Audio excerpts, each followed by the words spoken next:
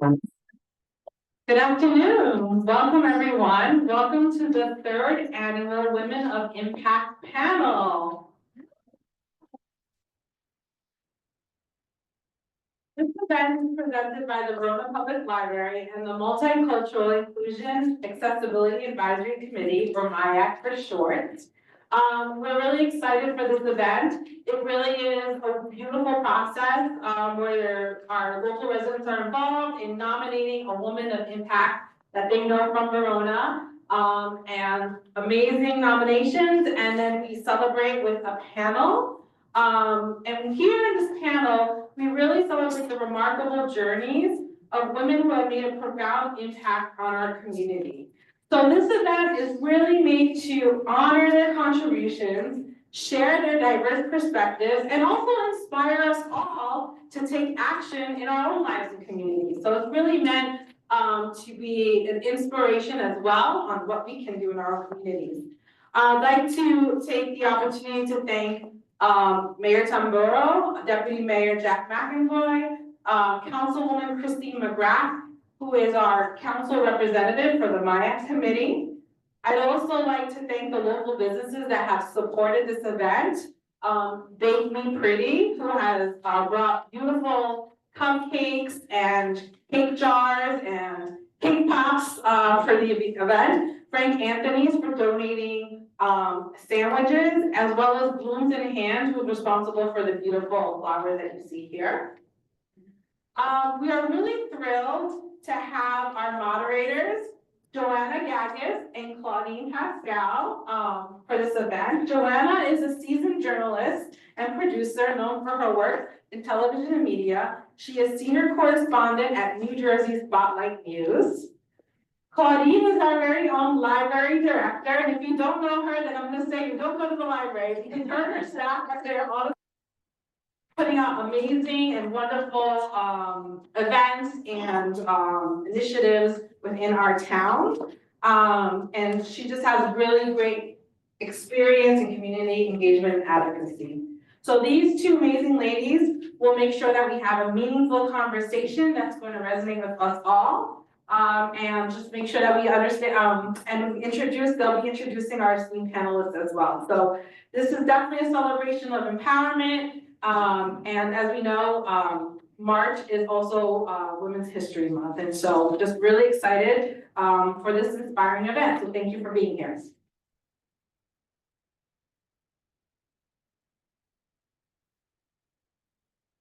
All right, one last thing. We'll be having the moderating of the event, and then we'll leave 10 minutes at the end for questions from the audience. So please feel free to ask questions at the end. Great, thank you, Roxana. So I would like to introduce our first panelist, Alana Drost, is a young woman with Special Olympics experience who created Allie's Elves, bringing joy to nursing home residents through a town-wide holiday card-making initiative that has grown substantially each year.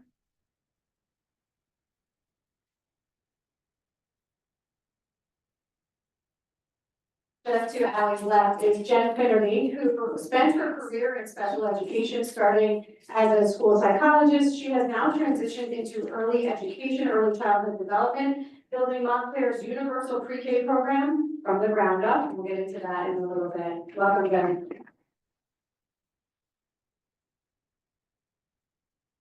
Next to Jen is Maria Force. Maria Force is a former mayor of Verona who has dedicated her life to community service in various leadership roles, including church involvement, board memberships, and ongoing civic engagements.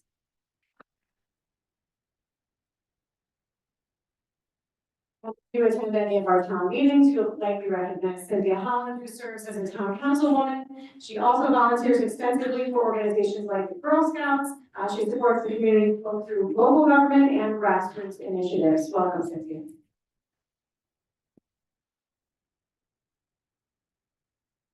And Linda Sang is a paralegal who volunteers extensively with multiple organizations, including Angels on the Ground, helping Newark's homeless, Child, supporting families and children with learning differences, and as a foster mother.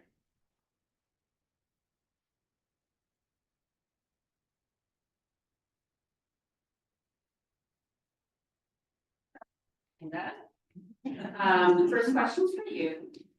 Your volunteer work is vast. Please tell us briefly about your work with Angels on the Ground, supporting Newark's homeless population. Yeah, I actually love it. They're another family to me. Love seeing our patrons every weekend. And they enjoy seeing us. It's not just homeless, it's also people that are food insecure, they come. Sometimes we get entire families. On Sundays, most of the kitchens aren't open, soup kitchens aren't open, so it's the only source of food for them until the next day when other places open. And we can serve between 50 and 200 people depending on the weekend. And I work with Allison Mackey and Lisa Friedman also from town. We have a lot of support from the town, making donations. They donate food, blankets, coats, and it's really, it takes a village to do what we do. Thank you, and we're gonna, as we go, we're gonna dive a little deeper into what each of you are doing and kind of the inspiration behind it. But we're gonna just kind of move along from person to person to give everyone a chance to answer. Cynthia, as a town councilwoman, you help to shape the policies that affect our daily lives. I'm wondering, what skills do you believe make a strong leader, especially when decisions have to be made? First of all, thank you for the question. I think qualities that make a strong leader when there's, important decisions to be made. Oftentimes, I think we'll default to responses like assertiveness and confidence, courage, and I think these tend to have, masculine overtones to them. So when I think about it, and I think about it more broadly, I think that actually the greatest skills that make the most effective leaders are things like emotional intelligence as well as humility, because you really want to be a servant leader. I lead lots of different groups, not exclusively the town council, like not exclusively on my role on the town council, but like also in my daily life, in my work and professional roles, I hold a lot of leadership positions, and I never expect the people that report to me to do something that I would be unwilling to do myself, right? So if I have a team that's staying up working an all-nighter, I'm gonna be doing that all-nighter with them. And I think that's really important. And it's also important to understand that people are going through things even outside of, whatever your professional lane that you're in. So having that emotional intelligence, being able to meet people where they are really important qualities of an effective leader. And they're definitely skills that I've leveraged on the town council as well as in my profession.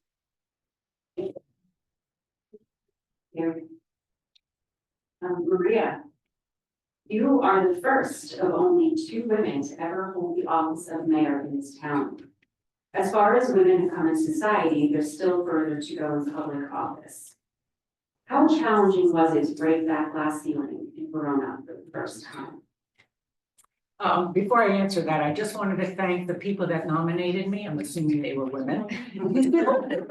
Oh, there we go. There we go. It's just like when you're on Zoom, Anyway, first I want to thank the women on Zoom me for this, and the individuals, assuming they're women, that selected me, because it's truly an honor to be here. It really is. And I feel privileged to be among these amazing women. They truly, truly are. So when I decided to pursue a seat on the town council, I said to myself, well, I really need to know how this township is governed. Like, who manages it on a day-to-day basis, and how are decisions made, and what is the council's role? So I asked to meet with the township manager at that time, Vince DeMoro. Some of you may remember him, God rest his soul. And he was so generous with his time. He, allowed me to visit him, and he shared with me that the township operates under what's called the Faulkner Act. Now, you know that some towns elect mayors directly, some towns are partisan, Democratic candidates are put forward, Republican candidates are put forward. But in this small community of ours, we operate under the Faulkner Act. And that is a manager/council form of government. And so the township manager really oversees the daily operations of the town. The mayor and council really host and are of service to their community. they're the ones that host the council meetings. They're the ones that sign off on proclamations, on ordinances. The mayor does not have any higher vote than the rest of the council. And so, that's the form of government that we have now. When I was on the town council 20+ years ago, the selection of mayor, was far different than it is today. Back then, if you were running for reelection, let's say there were 2 people up for reelection on the town council. Whoever got the most votes was appointed as deputy mayor for 2 years and mayor for 2 years. You earned the right to represent your township as mayor. It was a privilege and an honor to serve in that way. Now, fast forward to today, the mayor is selected from among the council members. And so, when I became mayor, it really was, I was voted in by my constituents, by the citizens of Verona. And that's how I had the privilege of serving as your deputy mayor and mayor. Thank you for that, a little politics lesson here.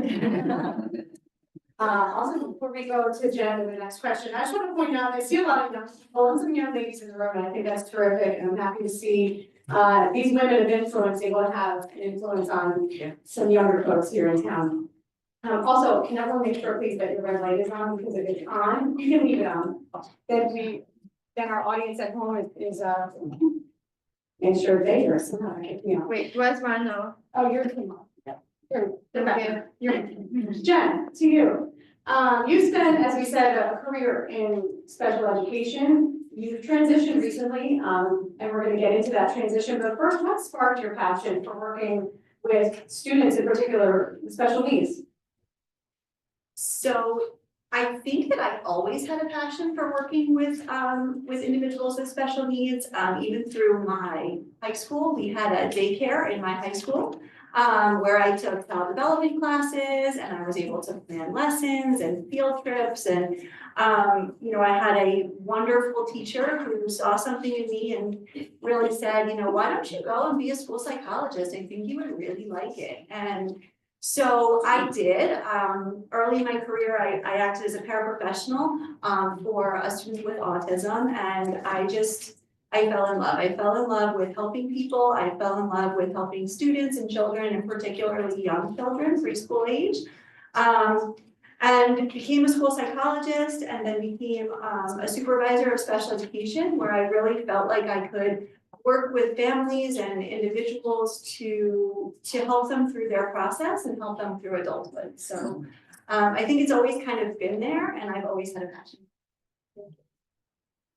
Allie, you got it. Allie, these next 2 questions are for you. Can you please let us know what is Allie's Elves and what inspired you to start it?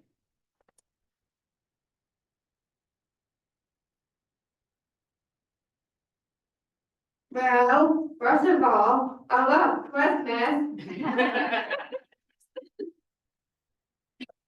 Okay.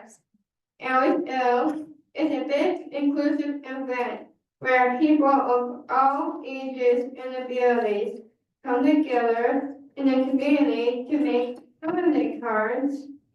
After the cards have been made, we hand deliver them to seniors who live in assisted living and long-term care homes. This year, we made over 700 cards.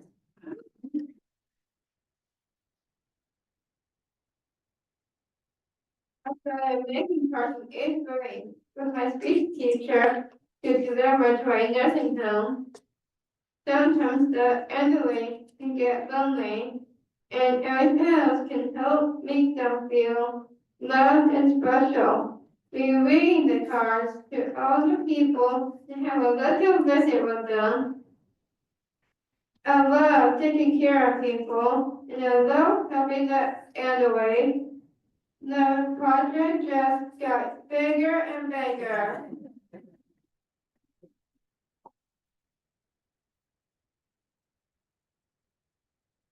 And Allie, you've inspired countless kids in our community to give back to those in need with a simple act of kindness. Why is it so important for you to be giving to others and inspiring young people to do the same? I always think about how other people feel, being kind to them, who still feel love. It is really important to help others. We should all try to be kind to each other. When I was younger, our family used to do cold drives.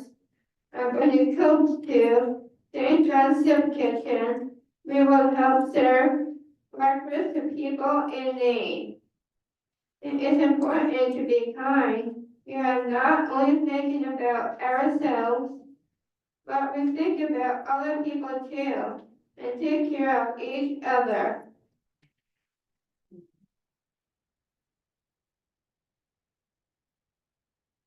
What I'm hearing from Allie are a lot of skills, and I heard from Cynthia, which is emotional intelligence, right, that comes with empathy, and that is leadership. And what you've exemplified for our community is leadership, so thank you for that. Jen, let's get into what it takes to build a pre-K program from the ground up in a town like Montclair in particular, where I would imagine is probably well received, but what does it take to build a universal pre-K program? So it takes a lot of hard work. When we found out that we were eligible to apply for the preschool expansion grant, it is a very tight timeline. So you find out that you are eligible in July. Your application is due in August. You've notified of funding in September, and you have to have classes open and seats filled in October. So it is a very quick process. So, that being said, there's a lot of people that have to come together. I have amazing partners, and we contract, so we have classrooms in our local school buildings, and we also have classrooms in our local providers. So there are partner providers, and they have been so helpful in every step of the process. We started small, which I think was the right thing to do. We wanted to get it right from the beginning. So we started with 6 classrooms because we knew that we could do 6 classrooms.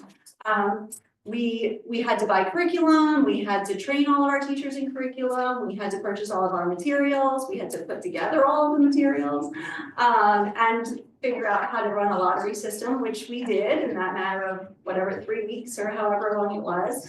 But it was wonderful, and the families were wonderful, the children were wonderful and so happy. We were able to grow that from 6 classrooms to the next year it was 11 classrooms. Now we have 19 classrooms, and next year we'll have 29 classrooms. So we're just growing.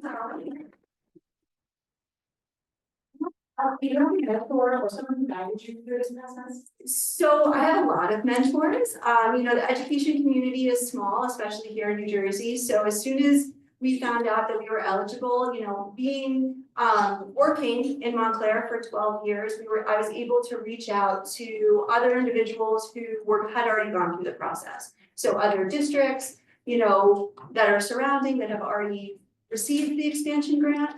The other thing that was very, very helpful is the state does assign a liaison to you, and our liaison has been very helpful to me. So, it's kind of a village experience, and you're on the phone, hey, what about this or what about that? And everyone is really helpful because we want to see this program grow, and we really want to have preschool for everybody in New Jersey. That's our goal, that's our mission.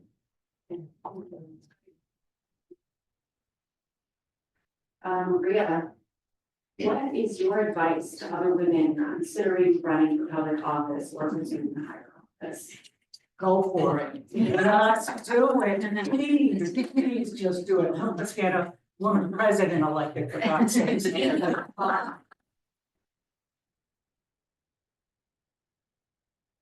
But if you are gonna go for it, please get to know the community you're going to be of service to. Let's take, for example, if you're gonna run for an office for Verona. Get to know who and what is Verona. Review the demographics. Find out what the needs are in the community. Look to see what committees, what commissions, what boards you can volunteer for. That is one way to really get to know a community. When my kids were young and in the school system, I served on the SCA. Is it still called the SCA? Yeah. It's 20+ years ago, closer to 30. Serve on SCA, get to know what the schools are like, what the teachers are like, what the Board of Ed is like. I also taught rec basketball for several years because my girls were on the rec team. A lot of fun. I mean, you're gonna do this for fun. You really want to have fun with it. And then there's so many boards and commissions you can serve on. Everything from like the Shade Tree Commission to the Historical Society, Planning Board, Zoning Board, Library Board, on and on and on. Just really get to know your community and do it. I remember when I really wanted to seriously get involved with the town, one of the things I started attending, of course, you have to attend the council meetings. I mean, that's a given, you know, you have to attend council. And at the time that I was interested in pursuing a seat on the council, Catherine Tamasak, who's here tonight, this afternoon rather, who's on the first panel of Women of Impact, she was either chairing or running budget hearings. And I remember attending them because they were open to the public, and I was just in awe of her. And I said, oh my God, she is just amazing. This is just what I really want to get involved. I was in awe of her intelligence and the fact that I could really get involved because she made it understandable. And so, yeah. So if you're gonna say who was my mentor, that was her, you know, women mentoring women. So, but again, you can do it. There's plenty of opportunity and just go for it. And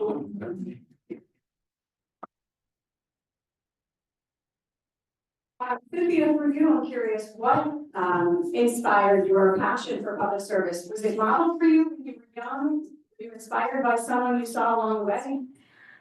So, you know, I thought about this question and I thought about, you know, whether or not I'm from a family legacy. And I guess the answer I would say is I'm not necessarily from a public service family legacy. My parents didn't serve in government or office or anything to that effect. But what I will say is that my father is a Vietnam veteran. He was very, very engaged in his union. He held a lot of union leadership positions. And what was really, really modeled for me in my childhood is to care, to have integrity, and to work hard. Because when you work hard, you've earned it, right? To Maria's earlier point, right? Like you've earned it. And so that kind of passion was modeled for me early in my life.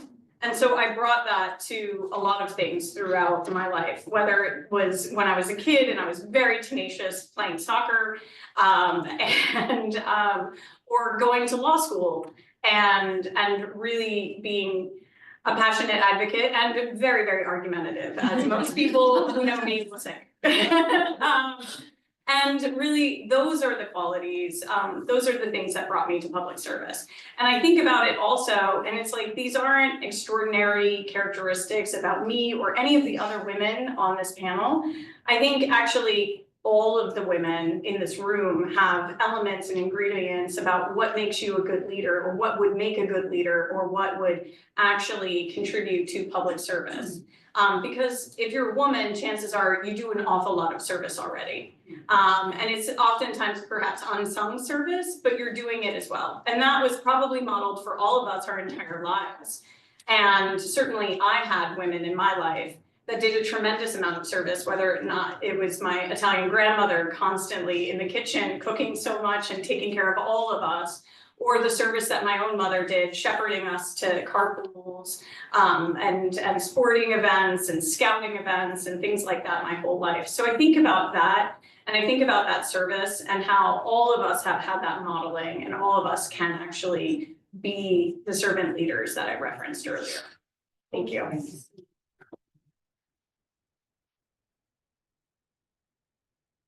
So Linda, going back to your work with Angels on the Ground, how important is it to give voice to the voiceless and to advocate for those who often can't advocate for themselves?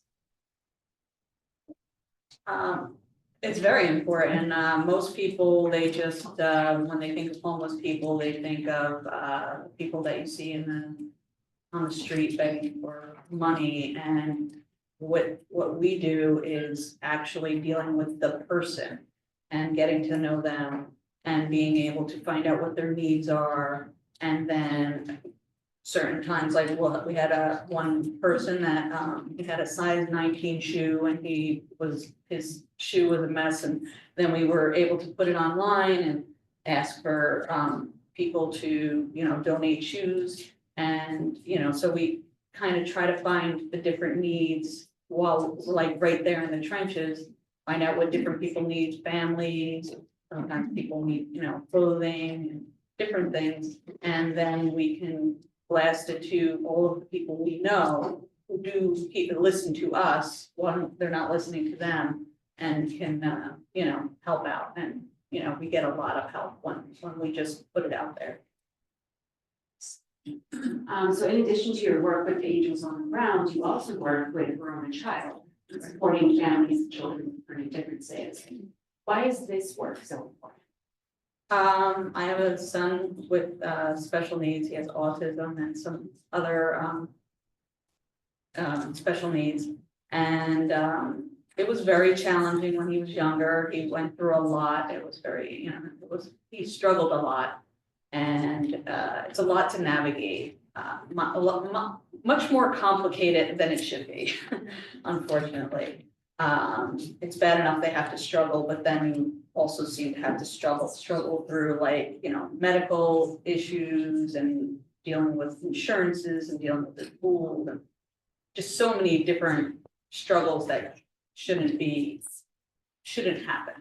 And so with child, you're dealing with other people who are similarly situated, helping each other, advocating together for goal.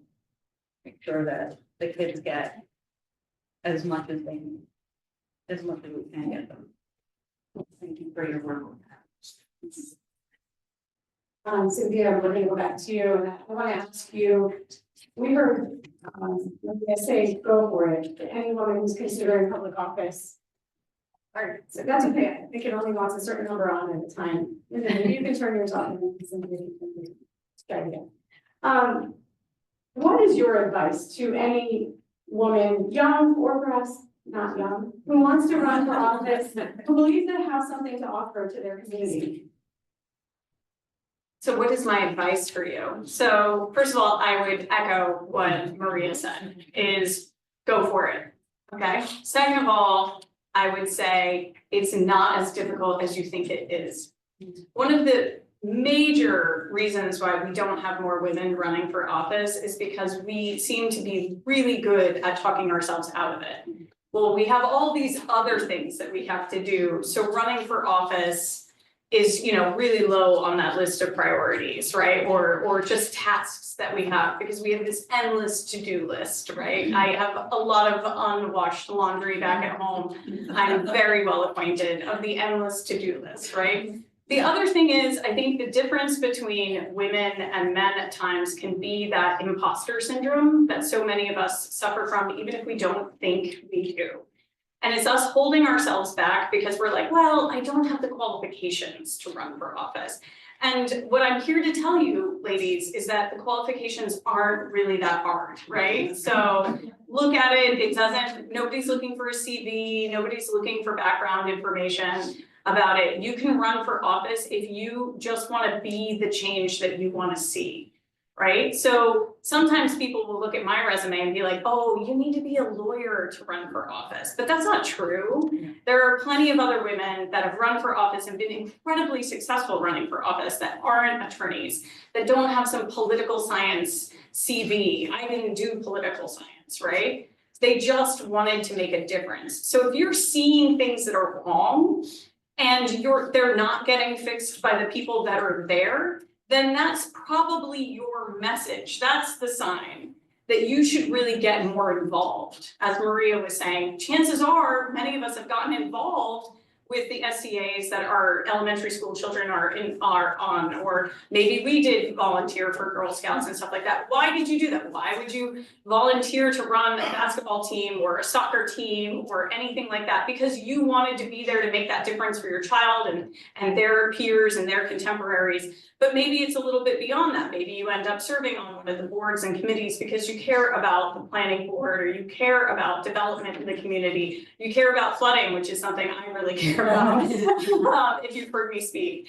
or utilities. And so these are things you get involved in, and then you start realizing like, okay, well, I can really make my voice heard more effectively if I actually have a seat at that table, right? Not to be too cliched in a Hamilton sense, like you wanna be in the room where it happened, right? That's where you're gonna make that meaningful difference to your constituents. And the only way you're gonna get there is by running for office. And then oftentimes women are like, oh, well, you know, I might lose that popularity contest. And it's like, well, you've lost it if you don't even try, right? So go put yourself out there. But a lot of times I think women hesitate in that regard where maybe men don't, maybe they're willing to throw themselves out there, but women will be like, well, I don't want to put myself out there because, you know, I don't have those skills as we just discussed, but also that, you know, that risk of putting myself out there and failing and this perfectionism that often holds us back. But it's okay to try something and fail because you've learned a lesson and the community learns something as well. It's okay to put yourself out there. I had never run for office before. I think I like half-heartedly thought about doing it in 6th grade and then didn't even do it then. And so like the idea that I ran for office and won was like really, really exciting for me, but I had never done that before. So you can put yourself out there too.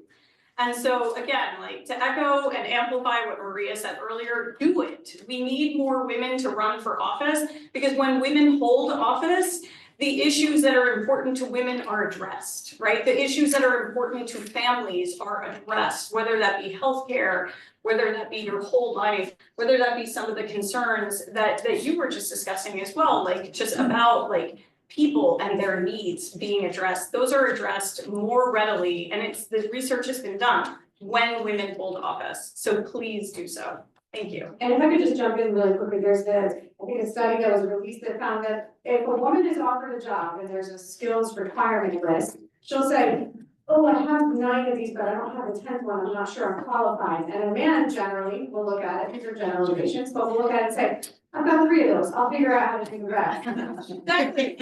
So it's that belief in yourself. So I do want to go back to this Hamilton reference. So Maria, why is it so important that women are able to prepare habits and have a seat at the table where decisions are being made? Because we get things done. That didn't raise money, I mean, really, or a tricky trade that didn't bring in thousands of dollars, and they're primarily run by women. But anyway, women have a unique perspective, right? We want voices, diverse voices, no matter where you are, because it just adds so much value. It really, really does. And when I first ran for town council, and I wanted to share this, I actually lost by 125 votes. And I spent 10% on my campaign compared to the 2 folks that were reelected. And my support team were all women from the SCA, from my neighborhood. Many of you are in the audience, my kids. And we just, you have to have a network of a really strong network and of women to really succeed, and it's important. It truly is. When I lost the election, I was devastated, but I came in second. And so talk about timing. Just when I lost the election that fall, Catherine Tamasic had to step down as councilwoman because she took a role as Essex County council, correct? Yeah. And the mayor and council felt strongly that since I came in second, I really deserve a seat at the table. And I owe Nick Rowley and the council that existed at that time to recognize the fact that that was the right and the fair thing to do. And I never looked back. It was a phenomenal experience. To echo what Cynthia says, it truly is a wonderful experience. I didn't give up. I lost, and then I was appointed, but then I had to be on the next general election to really fortify my seat at the table, on the council, and I was reelected. And then in the upcoming election, again, I garnered the most votes, which led me to become deputy mayor and so forth. But anyway, so please let your voices be heard. And thank you.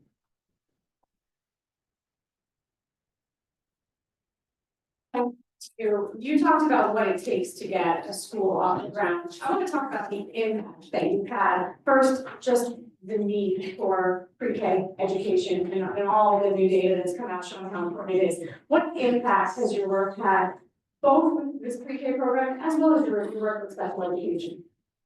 Sure. So, when we're talking about early childhood education and preschool, you know, the financial aspect of it alone for families is huge. And I think when we're talking about helping families access high quality preschool, and our preschool starts at the age of 3, so it's not just 4-year-olds, it's 3 and 4-year-olds. You know, there's a huge impact there, right? Because these families who may not have been able to afford going to preschool, having a 6-hour day, having that experience, that play-based experience that we know our kids really need, now they can. So I think just taking down that barrier and helping families access school starting at the age of 3 is huge. You know, and it's something that it is hard work and it's hard to find the spaces, and there's a lot of logistics that go into it, and I spend a lot of my day, you know, measuring, you know, rooms to see if they're the right square footage, but it's worth it. It's worth it when you see the families and when you have those phone calls of families who say to you, you know, I would not have sent my kid to school. I would not have sent my child to school if this wasn't available, because it wasn't available to me financially. So I think that's a huge aspect of impact. You know, and in regards to special education and my life in special education, you know, that you see impact every single day. You know, every time you're able to support a student being included into a general education setting, or you're able to see you know, how that IEP process, that special education process works to get students what they need. I think, you know, I'm very grateful to live a life where I see the impact that I have on people every single day, and I don't ever forget. Yeah, I was wondering if you ever have time to take a moment to kind of appreciate that impact. I do, and I appreciate it in the moment, and I appreciate, you know, the families, even, you know, in special education and preschool too. Sometimes you have difficult conversations. But I appreciate them, because it's, you know, a lot of times it's moms that are advocating for their children, you know, and it's women who are trying to get the best for their children. They're trying to advocate. You know, Child is amazing in Verona and helping families. But yeah, I'm grateful for it every day, and I do see it every single day.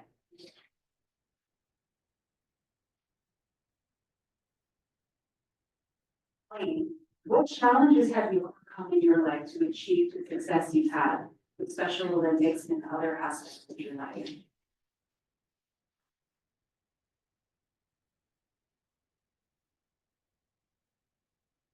Sometimes people think that because I have a disability, I can't do things, but yes, I can. People shouldn't judge, they should respect and treat people equally. Even though it's hard for me sometimes, I can still swim, run, act in a play, be independent, do yoga, work on Elves, of course. Get a job, do my chores, volunteer, help cook in the kitchen, stand up paddleboard, and kayak in the lake. And I like to try new things too. Facing challenges makes me work harder and teaches me perseverance. Never give up.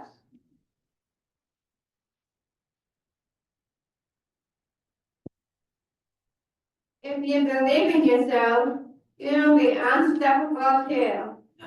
Yes. We do want to leave time for audience questions. We do have more that we could ask, but we want to hear from those of you who came out some time today. Anyone have any questions for one panelist in particular, or questions to all of them?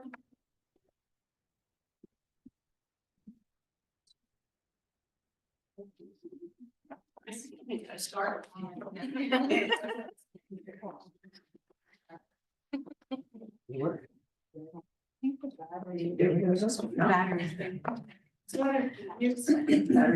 right, I'll speak loudly. So actually, this one is both for Cynthia and Maria. I'm just wondering, what are your thoughts about the current way that we choose the mayor? Maria, you want to start? You know, again, as I. You know, as I had stated, I believe in earning the right or the privilege of holding any office and letting your constituents, the people, have their say and make, and really make the decision. The current method of choosing from among you, among the council, well, it lends itself to an unfair process. So I would prefer it went back to the way it was under the bylaws, because that's how the town operates under bylaws. But it's not up to me. I think the people of the community need to step forward and let their voices be heard about that. Yeah. Agree. I'll just offer, I was asked this question at the time, and I felt very strongly that my colleague Christine McGrath was eminently qualified to be the mayor, and many members of the public stepped forward to say that as well. And so, yeah, I thought that was the correct outcome, but that wasn't the outcome, so. Thank you. Can I ask one more question? Is that allowed? So this one is for you, Jen. It seems like the Department of Education is probably gonna have a lot of cuts, maybe even be eliminated. Like, how would you advise people in a similar situation to meet those kinds of challenges? I'm gonna sit down now. So, you know, we're all a little bit nervous. I wouldn't, you know, I'd be lying if I said that I wasn't nervous about cuts in the Department of Education. I am happy that, you know, our state funding was fully funded and our pre-K was fully funded and expanded.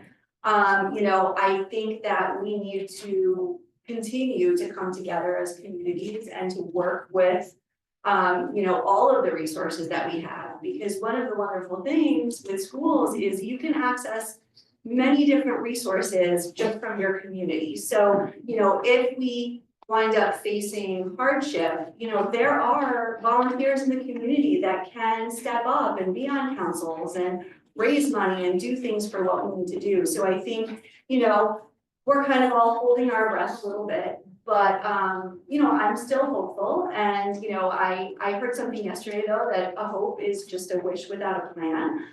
So I do think we do need to plan, you know, we need to plan for how to keep our schools having what they need, how to keep our education the high quality that it is.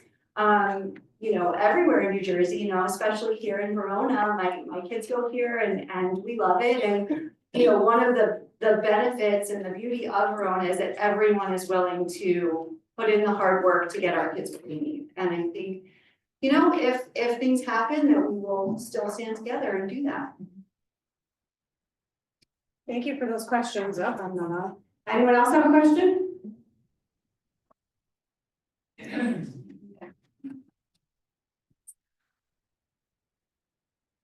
Hi, everyone. Thank you for coming this afternoon. Someone once said that if you step forward with, you need to step forward with your knees buckling. So I thank you for stepping forward and doing all that you've done in the roles that and experiences that you've had. My question to you is, in the role that you've had and in the positions that you serve in, I'm sure things don't always work out the way you envision. So how do you distinguish between bad decisions and bad outcomes? Who wants to take that one first?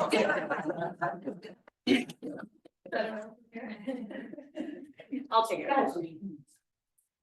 So first of all, I think failure is a really important part of learning, okay? So there are gonna be plenty of times when, you know, you have the best intentions and you even think that you have a good plan and you're going to fail.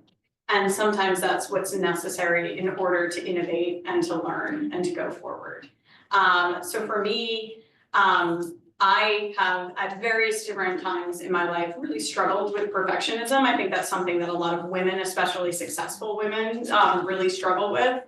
But I have come to have that grace of being like, you know what, I tried my best and this is the outcome that it was. What are the lessons that I can learn from this and how can I move forward? I think that's really important. That's an important skill that I've endeavored to teach my girls as well. And so I think it's not so much that it was always a bad decision. I think sometimes this is the decision that we've made. We did it with the best intentions. And you know, we anticipated these results. These weren't the results. How do we improve from that?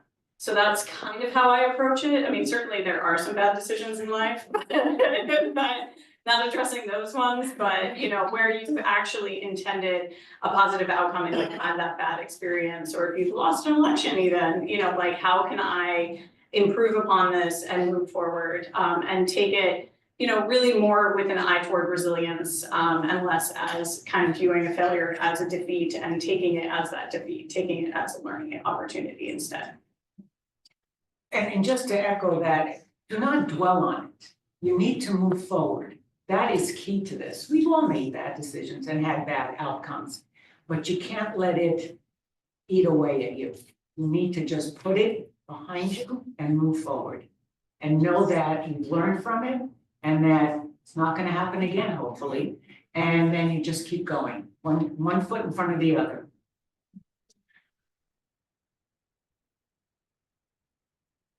So, I would echo, you know, everything that Cynthia said. You know, in addition, you know, we can take whatever the bad outcome is and learn from that.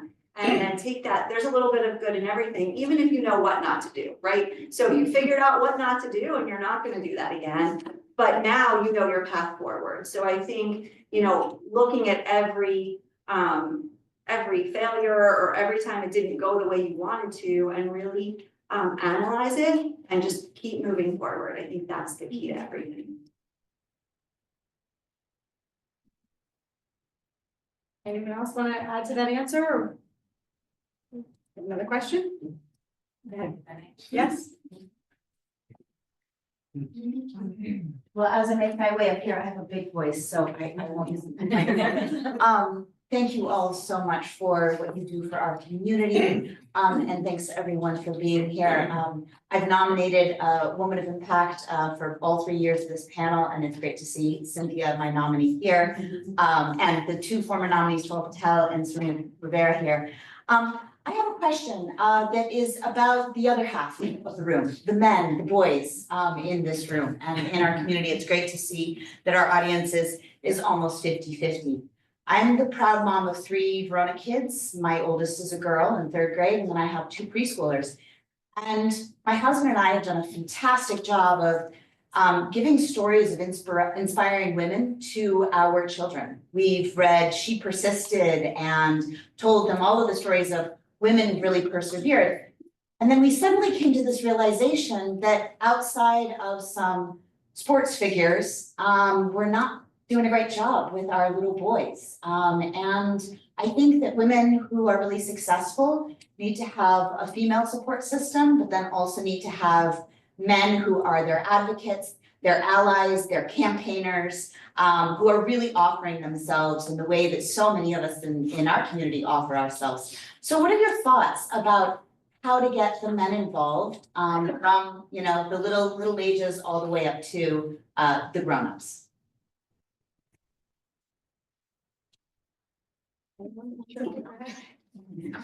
I'm not shy. So I think you raise a really, really good question about how we can inspire the men in our lives, the young men that we're raising to be these inclusive individuals, to be allies. And I think that's, as you were speaking, I was like, so the question is really like, how do we build male allies, right? And that is an incredibly important question. I have 2 daughters, but I have 2 godsons, and I think about the discussions that I have with them every day. And so whenever I have an opportunity to kind of teach lessons about how to support the women in their lives, I think that's part of it.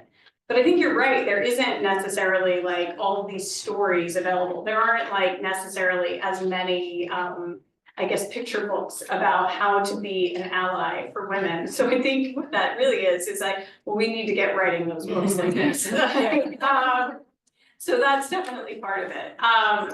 But I also think that you made a valid point that like, I think many of us probably have had male sponsors and advocates that have gotten us to where we are.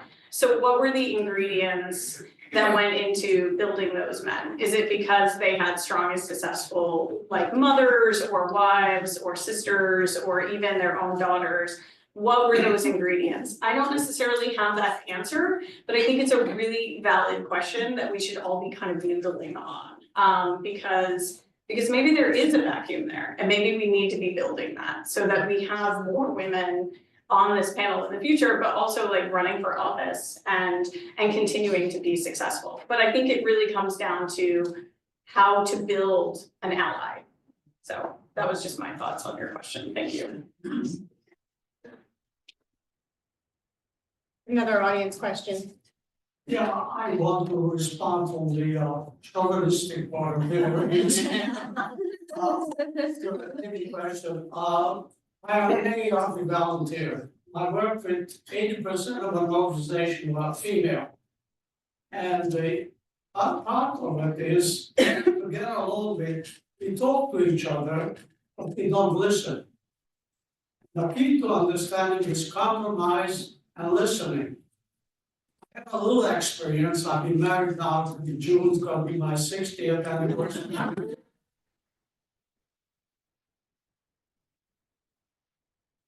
My wife and I couldn't be of two different personalities. Yet we managed to stay together mostly because we compromise. And we listen to each other and we don't let the thing hang out at that. And the biggest problem in politics and anything else, and this sounds the same thing, is that whoever is on the opposite end is automatically becomes the enemy. And the question here is not who's with what party is, but who's the best qualified person for the position you're running for, if you're gonna be in politics. It's not a question of whether you're a Democrat or Republican or whoever you are, but compromise, listen to what the other side has to say and just do it.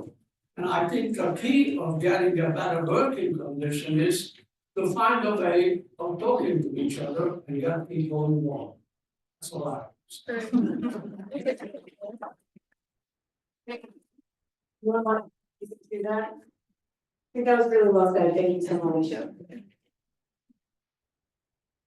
Are there any other questions before we close up the panel? I got it. Go ahead. Just for all the ladies, especially Linda, between work, what you're doing now, how do you spend time with your family, especially young ones? Work-life balance, the work-life balance, Work-life balance. right? That is the question. I just make sure that there's time for everybody. We always, as you know, we go to dinner, we make sure we guilt the kids into coming with us if they resist. Try to make them a part of anything I can and just basically spend as much time as I can with them. Whenever they have an event, I go, I make the time. And, you know, you can fit it all in if you just, you know, work it. If you just don't sleep, if you just, work like you don't have kids, just have kids. Sleeping on bed. Anyone else? I think, all of that, and then also just appreciating the little moments, right? Like the drive in the car to CVS or the, when you're dropping off and picking up, having those conversations. I think the drive to the event or the sports or the play practice or whatever, to really appreciate those conversations and really listen. And then be intentional, and block out those times and have a lot of fun. I think, our family, we focus on a lot of fun, what are we gonna do? We laugh, we dance, we, sing, it's silly, but all of those moments will go with us for a long time. I think we probably have time for one more. Yeah, I don't need a microphone. I think the last question was coming from a really good space. However, as a guy who is active in his community, I've never been asked that question, and I think the fact that, you know, you folks are asked that question underscores a lot of what we want to try to overcome. And I think the only way, I think the conversation earlier about allyship is to make sure that we're all in this together. And like I said, I'm not being critical of the question at all, but I think we want to get to a space where we're lifting everybody up and we have each other's backs throughout this entire process. Thank you.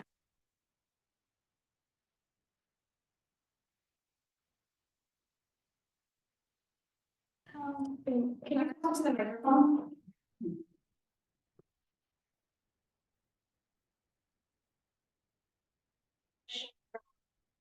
When you deliver cards to people who are in assisted living homes, how do the reactions make you feel?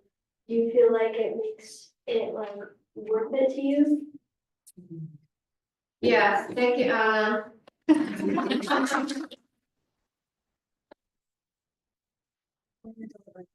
It makes me feel loved and very special.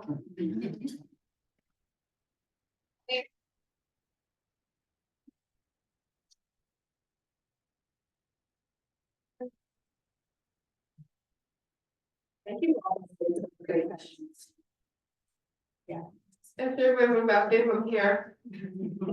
Okay, well, thank you. This was another wonderful event. I'm sure everybody learned a lot from all of the answers, and I know that I enjoyed getting to know each and every one of you a little bit more. And thank you everybody for attending, and we do have some refreshments in the back, so please enjoy. And we'll see you next year.